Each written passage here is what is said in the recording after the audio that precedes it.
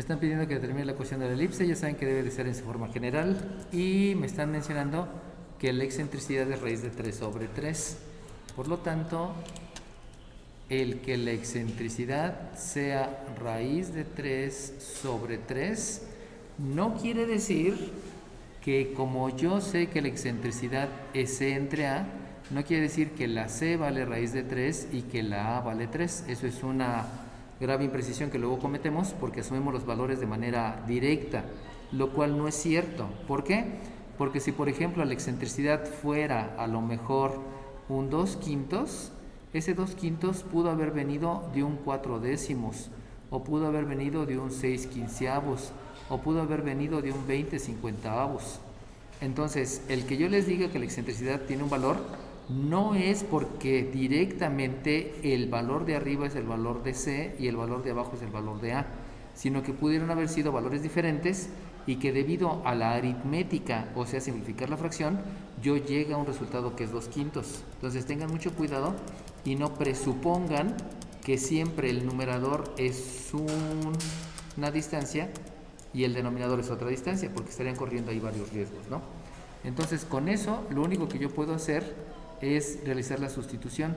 Y si yo realizo la sustitución, entonces obtengo que el valor de C entre el valor de A se va a calcular como la raíz de 3 sobre 3. En otras palabras, si con esto realizo una operación inversa, sabemos que la A está dividiendo, la operación inversa es multiplicar, y por lo tanto voy a tener que la C se calcula como raíz de 3 sobre 3 multiplicado por A. Y eso sí me va a servir para que posteriormente yo tenga algún resultado. Luego me voy al siguiente dato que estoy observando y me están mencionando que en mi eje de abscisas y mi eje de ordenadas yo voy a tener un foco que es 1, 2, 3, 4, 5, 1, 2, 3, 4, y que en esa coordenada, en 5,4, voy a tener un foco. Acuérdense que aquí utilizan la notación de prima. No es muy adecuada la notación de prima porque se puede confundir con derivado, se puede confundir con otras cosas. Por eso no es muy adecuada, aunque en algunas ocasiones se utiliza. Y la otra va a ser 5, menos 2. Eso quiere decir que menos 2. Voy a tener por aquí otro punto. Este también se va a llamar foco. Ya habíamos dicho que siempre es de izquierda a derecha. El de abajo es el foco 1, el de arriba es el foco 2. Y nosotros sabemos entonces que a la mitad de los dos focos está el centro. Por lo tanto, vamos a calcular el punto medio. El punto medio, ustedes saben que es la abscisa de uno más la abscisa del otro dividido entre 2. Eso es con respecto a las abscisas. Y también con respecto a la ordenada, es la ordenada de uno más la ordenada del otro dividido entre 2. Así es como yo calculo el punto medio. Esa es la fórmula de punto medio. Entonces lo único que hago es sustituir, y en la sustitución lo que voy a obtener no es el punto medio, sino es el centro de esa elipse, porque el centro está a la mitad de los dos focos. Por lo tanto, aquí tengo un 5, que se lo agrego un 5 y lo divido entre 2. Y con respecto a la ordenada voy a tener un 4, que se lo voy a agregar a un menos 2. Y de ahí lo divido entre 2 y voy a tener la ordenada. Sabemos que básicamente es aritmética y que viene involucrada una ley de los signos, porque estoy multiplicando signos iguales, y también está involucrada la ley de la resta, porque voy a tener un número positivo, voy a tener un número negativo, y de ahí entonces también la ley de la suma, porque estoy sumando números con signos iguales. Y de ahí entonces obtengo que el centro está en 5 más 5 me da 10, 10 entre 2 es 5, 4 menos 2 me da 2 y 2 entre 2 me da 1. Entonces yo ya sé que el centro lo tengo en 5,1, aquí lo puedo escribir. Y de ahí también sabemos que hay 3 letras que me están indicando distancias, y específicamente yo sé que la letra C es la distancia que hay del centro al foco.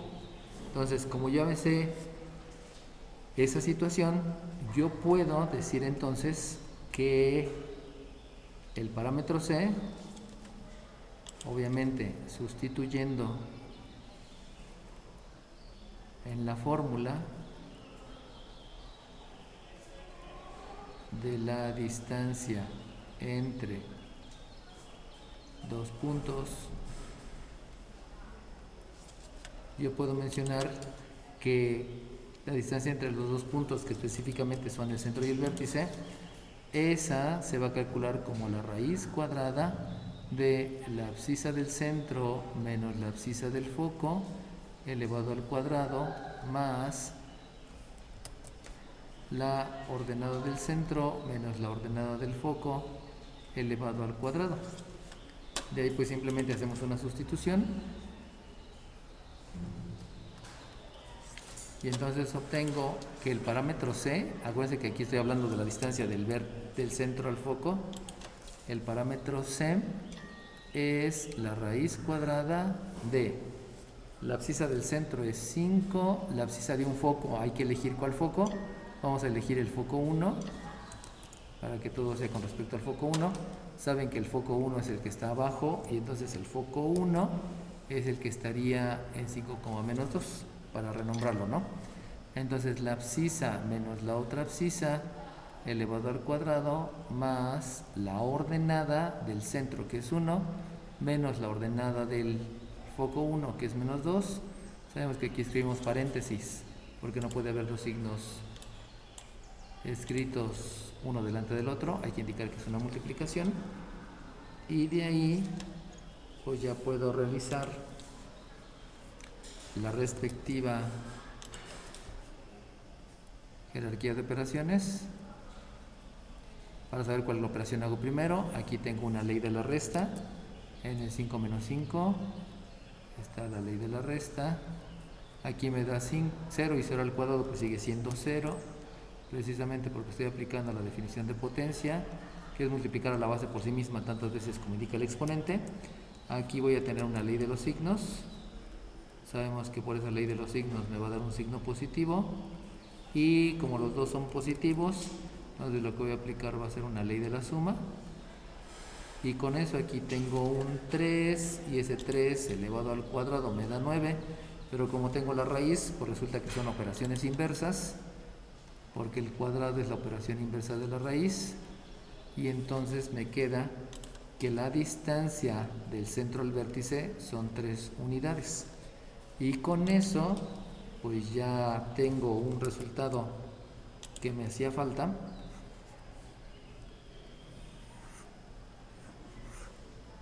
porque entonces como sé que vale 3 unidades, yo ya sé que este vale 3 unidades y entonces vamos a sustituir. Acuérdense que sustituyo donde se pueda sustituir, que es en la relación que acabo de obtener. Y entonces 3 es la raíz de 3 sobre 3 por el parámetro A. De ahí me doy cuenta que con toda la tranquilidad del mundo puedo hacer operaciones inversas.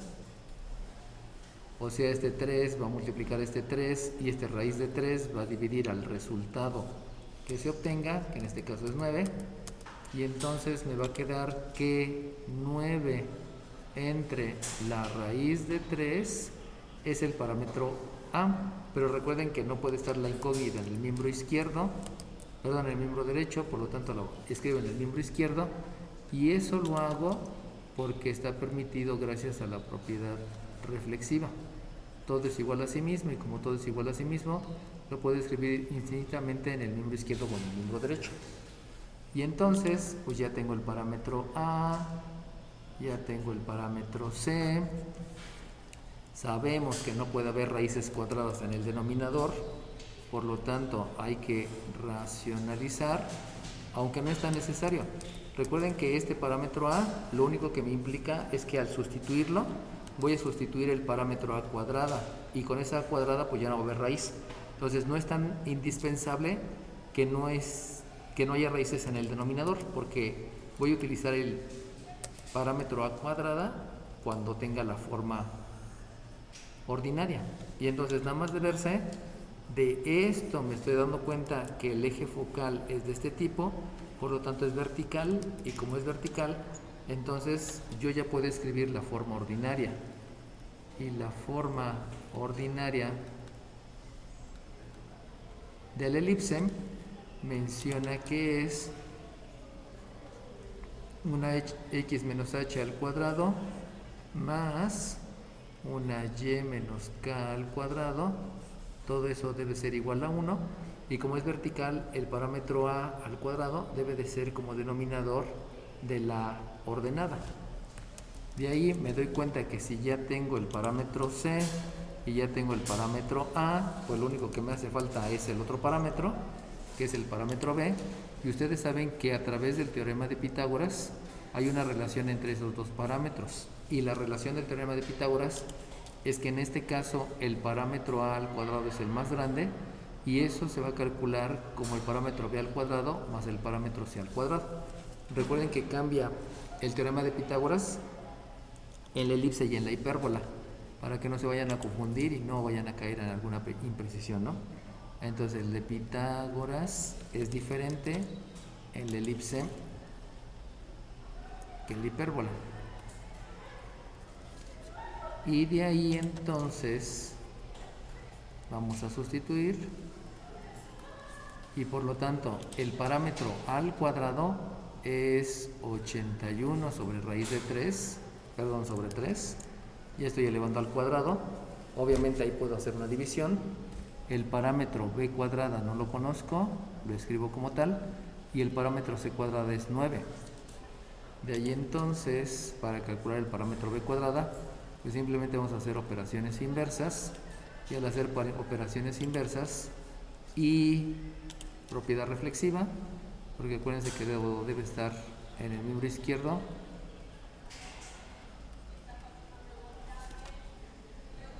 me va a quedar que el parámetro b al cuadrado es 27 menos 9. Recuerden que este está en el miembro derecho, lo estoy escribiendo en el miembro izquierdo por la propiedad reflexiva, y este 9 aquí está sumando, la operación inversa es restar, este es 27, sabemos de la división, y de ahí pues ya simplemente aplicando la ley de la resta,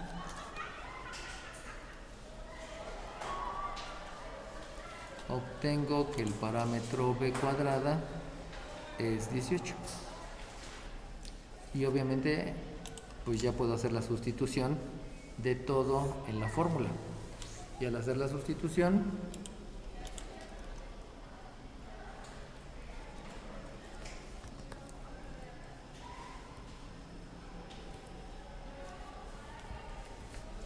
entonces tengo que esto es la abscisa, esto es la abscisa menos la abscisa del centro, que habíamos dicho que es 5, elevado al cuadrado entre el parámetro b cuadrada, que es 18, más la ordenada del centro, que la ordenada del centro es 1, menos la ordenada del lugar geométrico menos la ordenada del centro, que es 1. Esto lo elevo al cuadrado y lo divido entre el parámetro b cuadrada, no es cierto, el parámetro a cuadrada. Acuérdense que habíamos dicho que el parámetro a cuadrada era este, y entonces me doy cuenta que es 27, y eso es igual con la unidad. Y entonces de ahí para adelante pues ya nada más es cosa que entendamos que lo que sigue es hacer precisamente la suma de números racionales. Pero para hacer esa suma de números racionales, como aquí se va a complicar porque está medio grande, entonces vamos a darle la vuelta. Y recuerden que ya les había mencionado que siempre que haya denominadores, lo que yo puedo hacer es aplicar la propiedad de la igualdad. Y con la propiedad de la igualdad voy a lograr evitar la suma de números racionales. Entonces lo que vamos a hacer aquí es la propiedad de la igualdad, y la propiedad de la igualdad menciona que vas a multiplicar el miembro izquierdo, vas a realizar la misma operación en el miembro izquierdo y en el miembro derecho para que no se afecte la igualdad. Entonces vamos a ver cuál es el mínimo común múltiplo. Si ustedes le piensan, este 27 es un 3 por un 3 por un 3. En otras palabras, ese 27 surgió de un 3 al cubo. Este 18 surgió de un 2 por un 3 por un 3. En otras palabras, ustedes tienen aquí un 2 por 3 al cuadrado. Recuerden que siempre es bueno calcular factores primos para poder obtener el mínimo común múltiplo. Y de aquí ustedes se acuerdan que el mínimo común múltiplo es el factor o la base que está en el denominador. En otras palabras, aquí tengo una base 2, por eso multiplico miembro izquierdo y miembro derecho por 2, y luego me doy cuenta que tengo un factor común. Pero de ese factor común, acuérdense que para el mínimo común múltiplo, lo que se utiliza de factor común es la base con el máximo exponente, que ahí como que choca un poquito la palabrita porque me están pidiendo el mínimo y lo que estoy utilizando es el máximo exponente. Y de ahí ahora sí, ya aplicando la propiedad de la igualdad, ya voy a poder escribir una ecuación en la cual no haya números racionales. Obviamente para llegar a eso, además de la propiedad de la igualdad, necesitamos aplicar la jerarquía de operaciones para saber cuál es la operación que voy a hacer primero. Y entonces, este 2 va a multiplicar a este numerador, pero me conviene en lugar de multiplicar primero dividir. 2 entre 2 me da 1. Este 3 al cuadrado lo divide entre este 3 al cubo lo divide entre 3 al cuadrado, y quiere decir de la división de esos dos números simplemente va a quedar un 3. Entonces vamos a dejar el 3, que multiplica al binomio al cuadrado, y el binomio al cuadrado pues ya se lo saben, es x al cuadrado menos 10x más 25, el cuadrado del primero menos el doble producto del primero por el segundo más el cuadrado del segundo. Y aquí nada más hay que agregar que el otro concepto que utilizaste es el binomio al cuadrado.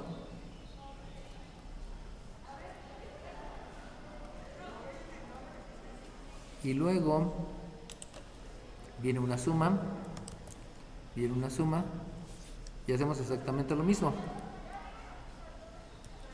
O sea, por jerarquía de operaciones, vamos a decidir cuál operación hago primero. Y entonces, si ustedes se dan cuenta, este 3 al cubo va a multiplicar este numerador. Pero en lugar de eso, mejor primero lo divido. Por lo tanto, me da la unidad. Y como me da la unidad, pues ya nada más me quedaría este 2. Por lo cual, voy a tener como resultado un 2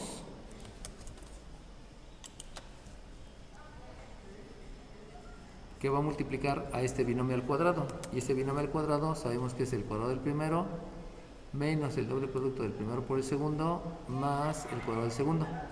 Y eso es este número, que 3 al cubo me da 27, 27 por 2 me da 54, y aquí escribo 54.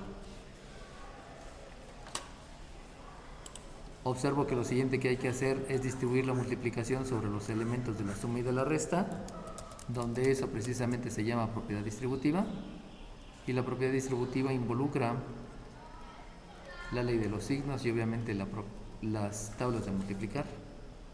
Por eso aquí voy a escribir un 3x cuadrada menos un 30x más un 75 igual, más 2y cuadrada menos 4y más 2 igual con 54. Sabemos que todo se debe de expresar en la forma general, por lo tanto vamos a realizar operaciones inversas para que todo quede igualado a 0.